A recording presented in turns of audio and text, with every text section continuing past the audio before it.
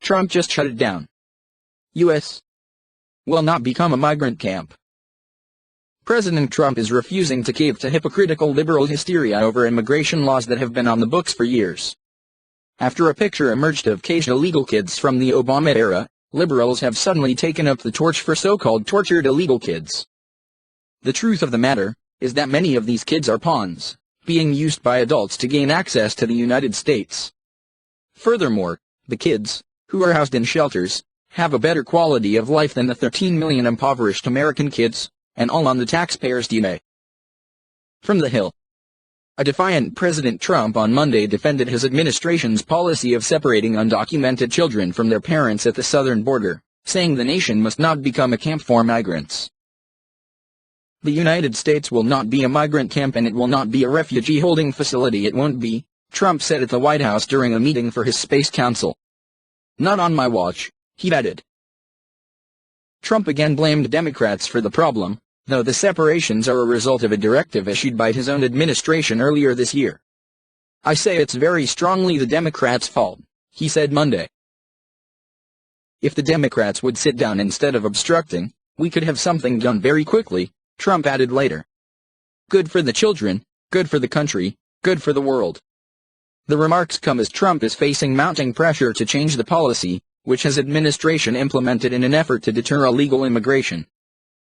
The Department of Homeland Security says nearly 2,000 minors have been separated from their adult guardians in the 6 weeks following the administration's announcement of a zero-tolerance policy against illegal crossings at the U.S. Mexico border. The separations have triggered a nationwide outcry from Republicans and Democrats who say they are inhumane, and Trump and his top aides have struggled to explain the policy. Trump earlier Monday doubled down on the controversial policy in a string of tweets while calling on Congress to change laws to end the policy, a sign he is unmoved by the criticism. In his remarks later in the day, the president sought to justify his efforts to ramp up immigration enforcement by claiming murderers and thieves who are illegally entering the U.S. are bringing death and destruction. He also suggested his hands are tied when it comes to addressing the child separation issue. We could have an immigration bill. We could have child separation. We're stuck with these horrible laws, he said. They're horrible laws. What's happening is so sad, so sad. And it can be taken care of quickly, beautifully, and we'll have safety. Trump is trying to pressure Democrats in the House into working with their Republican counterparts to pass an immigration bill.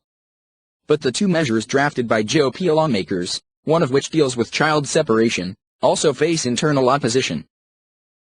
The president is scheduled to meet with House Republicans on Tuesday to discuss the immigration issue, a meeting in which he could hear criticism of his administration's handling of the issue. The child separations stem from the Justice Department's decision in April to prosecute illegal border crossers to the fullest extent of the law. That has resulted in a drastic uptick in people who are being jailed as they await trial, and as a result, have their children taken away from them and placed in detention centers. Trump administration officials have offered up often contradictory explanations for the separations, frustrating critics and supporters alike.